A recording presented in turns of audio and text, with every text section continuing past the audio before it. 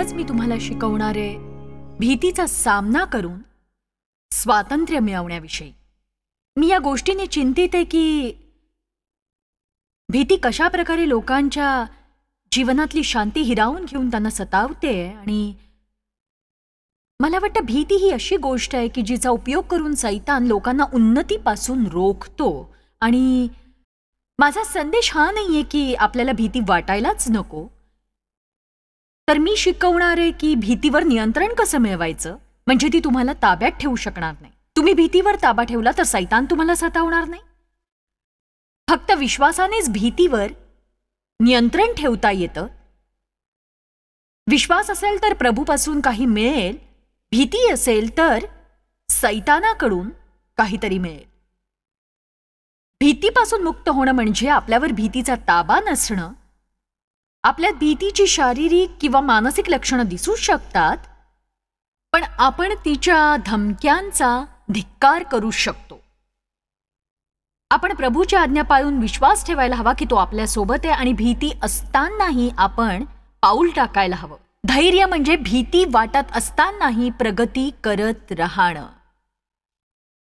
ही गोष्ट आपल्याला शिकावीच लागते।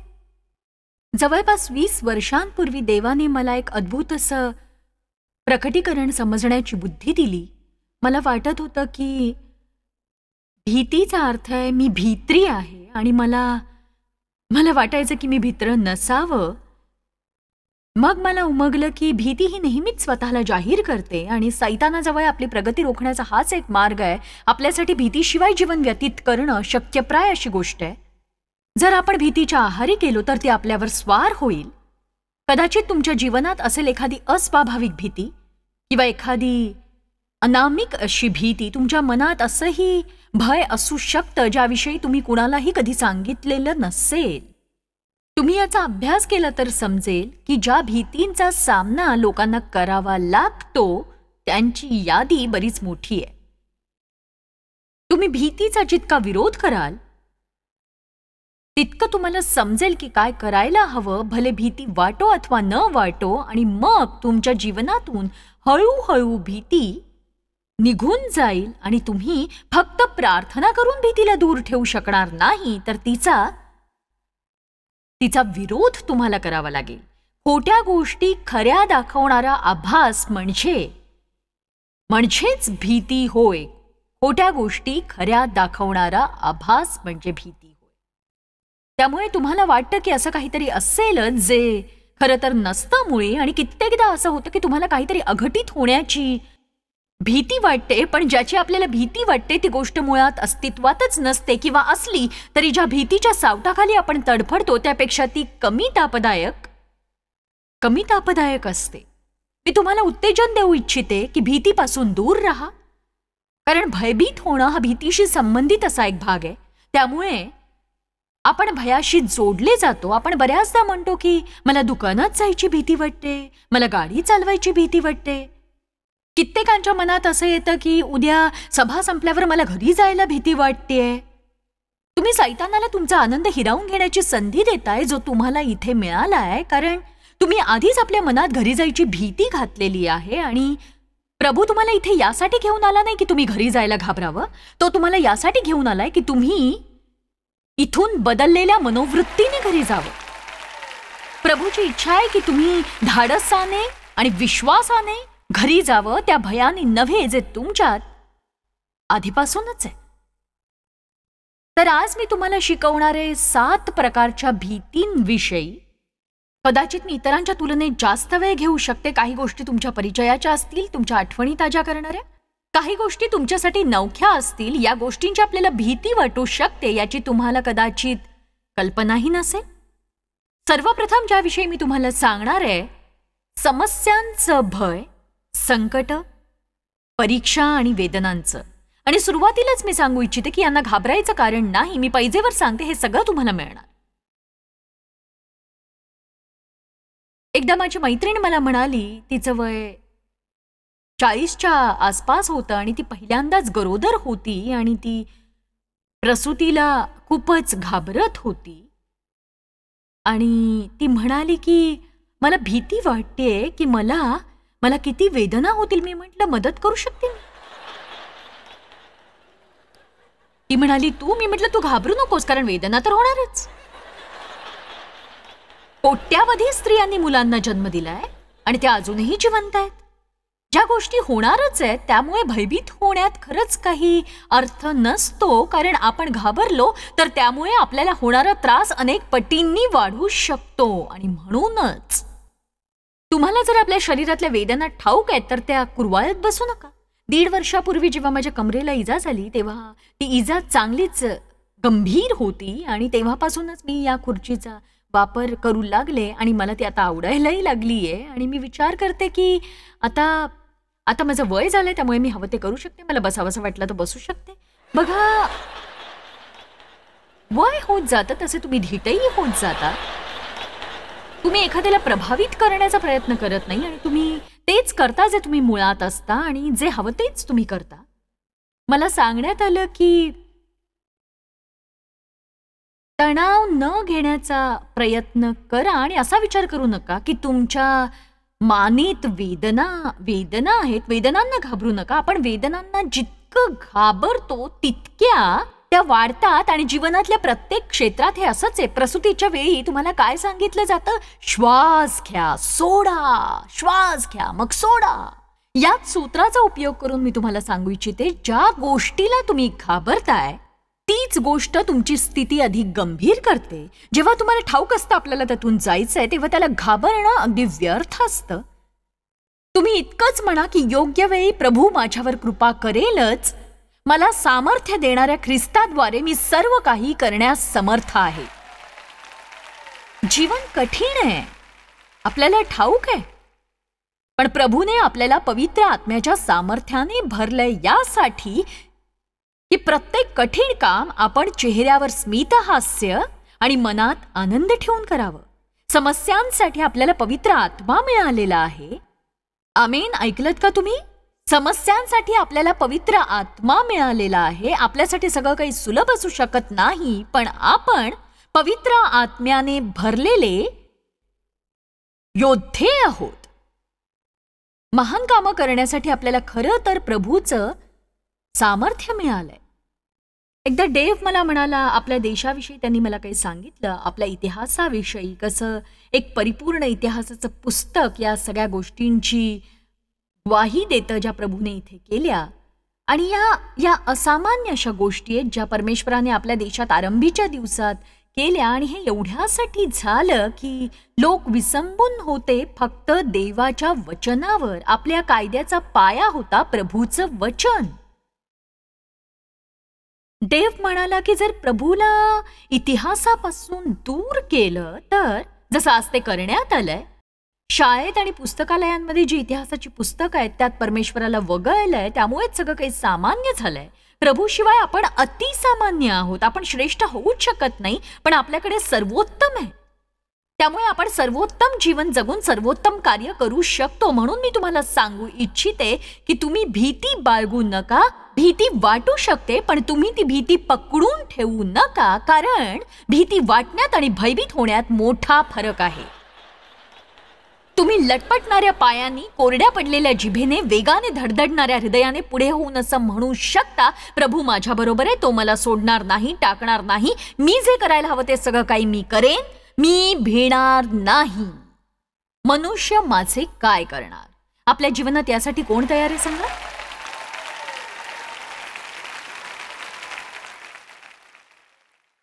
धन्यवाद. तर तुम्ही संकटांना अजिबात घाबरू नका. संकट तर येतीलच, पण तुम्ही त्यांना भिवू नका. तुम्ही म्हणाले काही प्रोत्साहनपर नाही. हो, हे खरंय. मी तुम्हाला खोटी आशा देणार नाही. इथे उभं राहून तुम्हाला हे सांगणं मूर्खपणाचं ठरेल की बघा, जर तुम्ही विश्वासात वाढत गेलात तर सैतान तुमच्यापासून पळून जाईल आणि तो तुमच्या जीवनात समस्या आणणार नाही. हा मूर्खपणा आहे. मला वाटतं अशाच शिक्षणामुळे लोकांची अधोगती होतीये. कारण झालं की बघा, आता येशू तुमच्या जीवनात सगळं काही ठीकठाक करेल. कदाचित हो, पण हे करायला त्याला तुमच्या अपेक्षेपेक्षा अधिक वेळ लागू शकतो. त्याची इच्छा आहे की आपण कठीण कामही करायला शिकावं आणि समस्यांपासून पळण्याऐवजी आनंदी राहायला हवं. मार्क अध्याय 4 वचन 35. त्याच दिवशी संध्याकाळ झाल्यावर येशू त्यांना म्हणाला की चला आपण पलीकडे जाऊया. आता जर येशू म्हणाला की आपण पलीकडे जाऊया तर हे निश्चित आहे की आपण पलीकडे पोहोचूच. ही अगदी सरळ गोष्ट आहे. तर आता आपण बघूया की त्यानंतर तिथे काय घडलं. तेव्हा लोकसमुदायाला सोडल्यावर तो मचव्यात होता तसाच ते त्याला घेऊन गेले. ज्या मचव्यात तो बसला होता तो घेऊन दुसरे मचवेही त्याच्याबरोबर होते. नंतर मोठे वादळ आले आणि लाटा मचव्यावर अशा आदळत होत्या की तो मचवा पाण्याने भरू लागला. येशूने म्हटलं आपण पलीकडे जाऊ आणि पुढच्याच क्षणी हे भयंकर वादळ आलं आणि येशू तर वरामावर उशाच घेऊन झोपी गेला होता. तुम्हाला कधी असं वाटलं की येशू तुमच्या जीवनात झोपी गेलाय? तेव्हा ते त्याला जागे करून म्हणाले, गुरुजी आपण बुडत आहोत तरी आपल्याला काहीच वाटत नाही काय? तेव्हा त्याने उठून वाऱ्याला धमकावले आणि समुद्राला म्हटले, उगा राहा, शांत हो. मग वारा पडला, जणू काही सोसाट्याने वाहून तो थकला होता आणि त्वरित अगदी निवांत झाले आणि परिपूर्ण शांती पसरली. मी तुम्हा लोकांना या वचनातून लहानशी मेजवानी देऊ इच्छिते. जर येशू स्वतः अशांत असते तर ते या वादळाला शांत करू शकले नसते. तुम्ही अशांत असताना शांती आणू शकत नाही. कित्येकदा असं होतं की आपण अशांत परिस्थितीने वेढले गेल्यामुळे स्वतः अशांत होतो आणि आपली अशांती त्या अशांत परिस्थितीला आणखीन बिघडवून टाकते. खरं तर आपण आपल्या समस्या स्वतःच वाढवत जातो.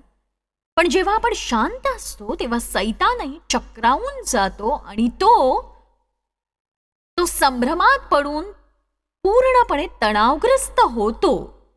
जेव्हा तो तुमच्यावर चाल करून येतो आणि तरीही तुम्ही शांत राहून प्रीतीचं जीवन जगून प्रभूची स्तुती करत असता. आता नीट ऐका कसं आत्मिक युद्ध करून तुम्ही जीवनाचा आनंद लुटू शकता. वचन 40 बघूया. नंतर तो त्यांना म्हणाला, तुम्ही इतके भित्रे कसे? तुम्हाला विश्वास कसा नाही? तुम्ही अविश्वासी का आहात? त्यांच्या भित्रेपणाबद्दल प्रभू येशूने त्यांना दटावलं. तर जेव्हा आपण वादळात असतो तेव्हा आपण असं राहायला हवं की जणू वादळ नाहीये आणि वादळात आपण असं असावं की जणू काही वादळ घोंगावलंच नाही. महाविजयी जीवन जगण्याचा अर्थ काय? याचा अर्थ आहे समस्यांनी वेढलं जाण्याआधीच आपण विजय मिळवलाय असं मानणं.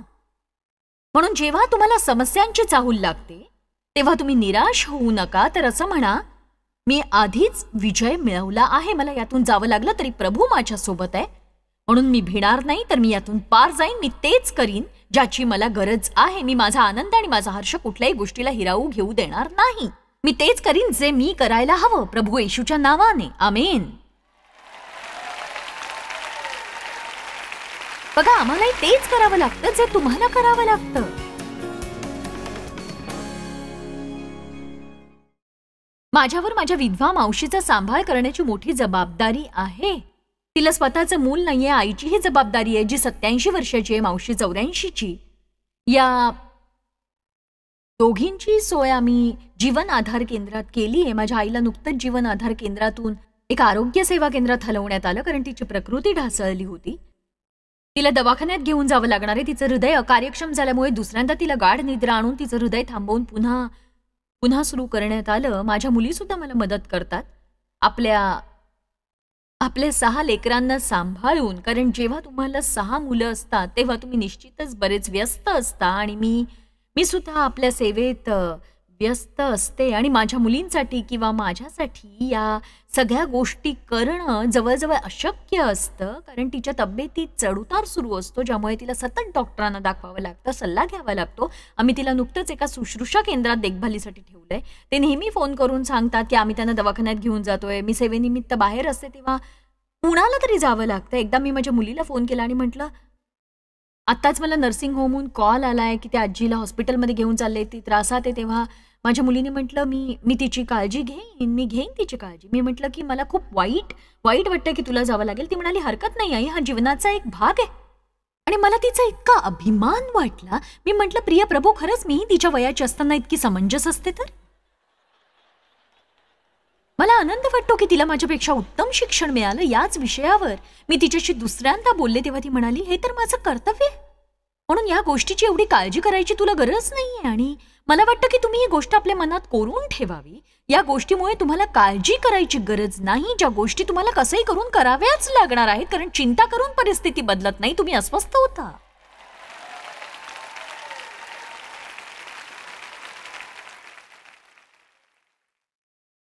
तर तुम्ही लहानशी गोष्ट आपल्या मनावर बिंबवास ती मी आपल्या वहीत जागोजागी लिहून ठेवली आहे आणि ती आहे, भिवू नकोस, सामना कर.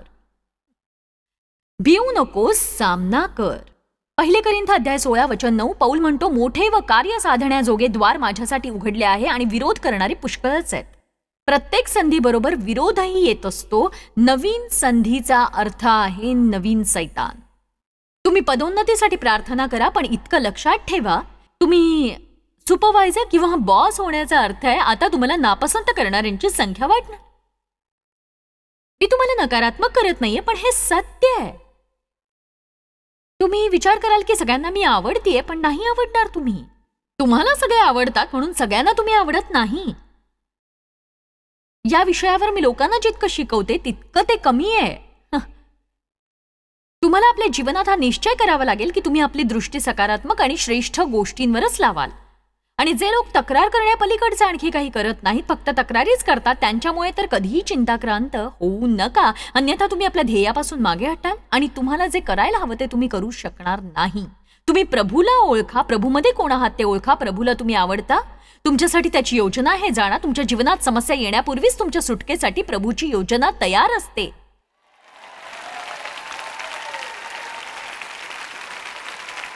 त्याने तुमची सुटका आधीच योजून ठेवली आहे. त्यामुळे आपण नेहमी बायबलची भाषाच वापरायला हवी. मला हे युद्ध लढायची गरज नाही, हे युद्ध माझा नसून प्रभूचा आहे. मी आनंदाने आणि शांतीने राहीन आणि प्रभू मला जे काही सांगेल ते मी करीन, पण मी प्रभूमध्ये शांत राहून वाट पाहीन की तो कसा माझ्या शत्रूंना माझ्या पायाखाली तुडवतोय.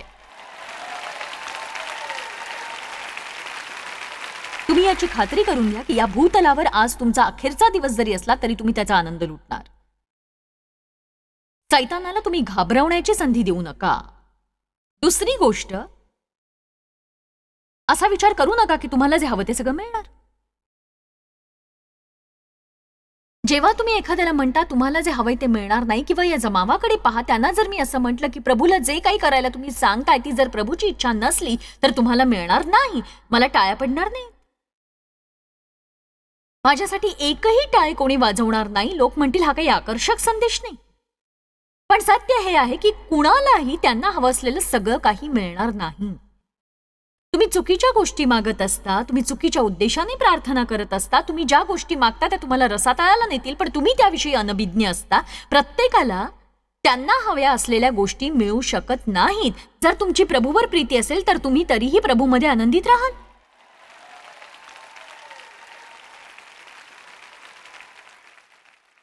बघा, जी गोष्ट आपल्याला प्रकर्षाने हवी असते तिला आपण जास्त घाबरतो, कारण ती न मिळण्याची एक भीती असते. म्हणजे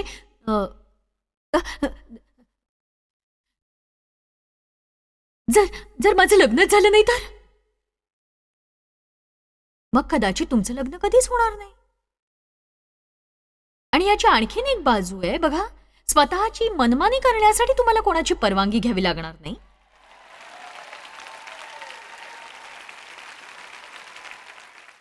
विवाहित असणं मला आवडतं, विवाह करायला माझी हरकत नाही, पण तुम्ही विवाहाशिवायही आनंदी राहू शकता. तर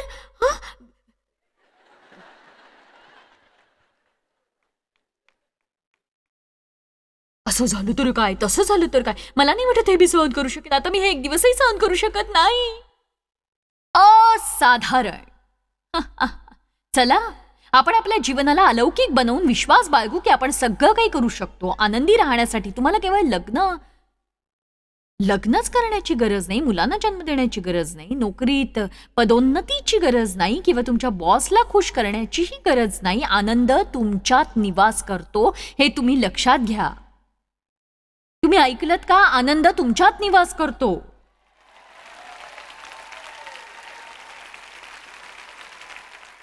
मला भीती वाटते की मला जे हवं ते मला मिळणार नाही. ठीक आहे, मग प्रभू येशूसारखी प्रार्थना करा. प्रभू तुझी इच्छा असेल तर हा प्याला माझ्यापासून दूर हो, तरी माझी नव्हे तर तुझी इच्छा पूर्ण हो. तुम्हाला नेहमी ही भीती वाटत असेल मला जे हवं असतं ते मला मिळत नाही. खरं तर आपल्याला जे हवं असतं त्यासाठी आपण जास्त मागतो. आपण असं म्हणायला हवं की प्रभू तू मला तुझ्या इच्छेप्रमाणे दे, तुला जे वाटतं तेच तू मला दे. मी तुझ्यात आनंदी राहीन कारण माझ्या हृदयाच्या सर्व योग्य इच्छा तू पूर्ण करशील आणि माझ्यासाठी जे योग्य तेच मला देशील. जेव्हा मला वचनातून एखादी गोष्ट स्पष्ट दिसते तेव्हा मी त्या गोष्टीसाठी प्रभूजवळ मागते. पण जर मला ते स्पष्टपणे दिसत नसेल, मी म्हणते प्रभू मला तुझ्याकडून अमुक हवंय, मला असं वाटतं मला हे हवंय, पण जर हे चुकीचं असेल तर मला देऊ नकोस. कारण माझ्या जीवनात अशा गोष्टी होत्या ज्या योग्य नव्हत्या आणि त्या तुझ्या दृष्टीनेही उपयोगाच्या नव्हत्या.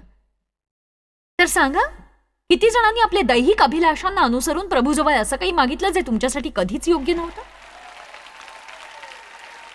ज्याबद्दल तुम्हाला नंतर खूपच वाईट वाटलं? खूपच वाईट.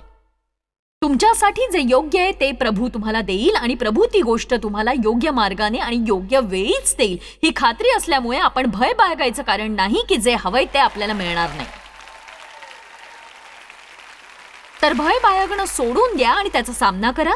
तुमच्या सगळ्या इच्छा पूर्ण होणार नाही. तिथे बसलेल्या प्रत्येक व्यक्तीला हवी असलेली प्रत्येक गोष्ट कधीच मिळू शकणार नाही. पायलट कुणीच टाळी वाजवली नाही. मी आधीच याची सूचना दिली होती तरी सुद्धा कुणीच टाळी वाजवली नाही. असं वाटलं जणू स्मशान शांतता पसरली. खरोखर हे गमतीशीर नाहीये का? फारच गमतीशीर आहे. या शरीराला हवं असतं, हवं असतं, हवं असतं. प्रभू नेहमीच आपल्याला जे हवं असतं ते देत नाही, तर तो नेहमी तेच देतो जे आपल्यासाठी शेवटी लाभदायक असतं.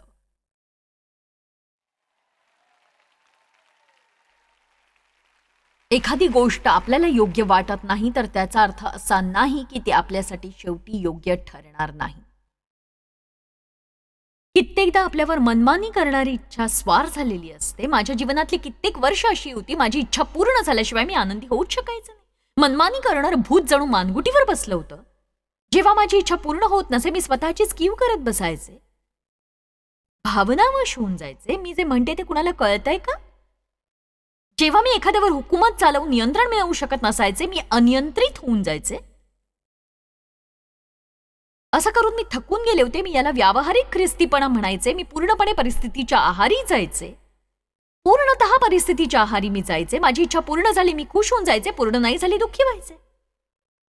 पण असं करून करून मी पार थकले होते. आणि जेव्हा तुम्ही एखादी गोष्ट करून थकता तेव्हा तुम्ही म्हणायला हवा आता मी अशा प्रकारे जगणार नाही, आतापासून मी आपली परिस्थिती प्रभूच्या हाती सोपवणार आणि त्याच्यावर जास्त विश्वास ठेवणार. माझे मार्ग तुमच्या मार्गाहून उंच आहेत, माझे विचार तुमच्या विचारांपेक्षा उत्तुंग आहेत. प्रभू येशूला आपलं प्रभुत्व द्या तुम्ही. जे हवं असतं ते मिळवण्यासाठी आपण स्वतःला अक्षरशः पिळून काढतो, पण जे प्रभूला आपल्याला द्यायचं असतं ते मिळवण्याची जर आपण इच्छा धरली तर आपला आनंद आणि आपली शांती कितीतरी वाढेल. मी पुन्हा सांगेन, जे हवं असतं ते न मिळाल्यामुळे भिवू नका. सत्य हे तुमची इच्छा नेहमीच पूर्ण होईल असं नाही. तुम्ही वस्तुस्थितीचा आनंद लुटायला हवा. हो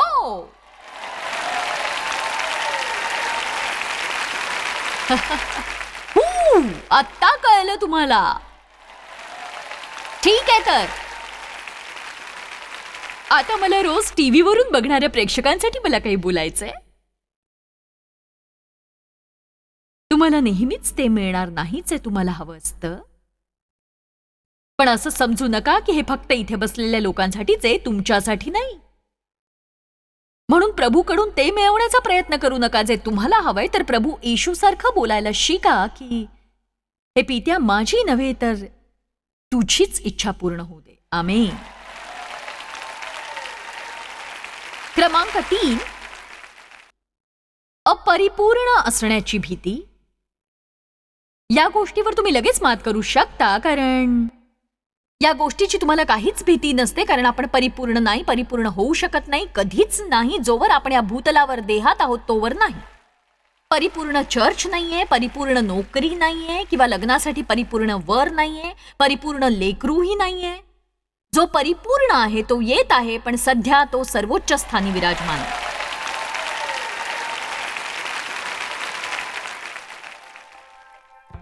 म्हणून तुम्ही अपरिपूर्ण स्थितीत निश्चिंतपणे राहायला शिका.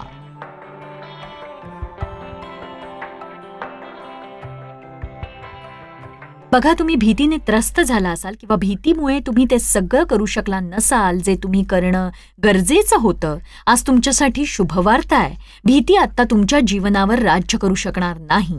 तुम्ही ताठ मानेने भयावर स्वार होऊ शकता आणि ख्रिस्तातलं स्वातंत्र्य अनुभवू शकता आणि याद्वारे तुम्ही प्रभूला जे हवं ते करू शकता, भीती वाटत असताना.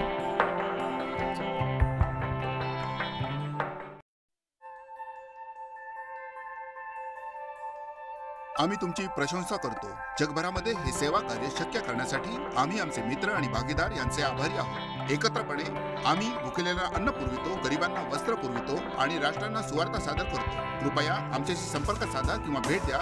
tmmindia.org वर आजच तुमच्या प्रार्थना विनंत्या सादर करा. आमच्या इतर साधनांची माहिती मिळवा. जॉयच्या सभेचे वेळापत्रक पहा आणि आमच्या बरोबर सहभागी व्हा. आम्ही येशूची प्रीती जगभरात वाटतो. दाखवण्यात आलेला कार्यक्रम जॉयस बार मिनिस्ट्रीचे मित्र व भागीदार यांच्याद्वारे केला आहे.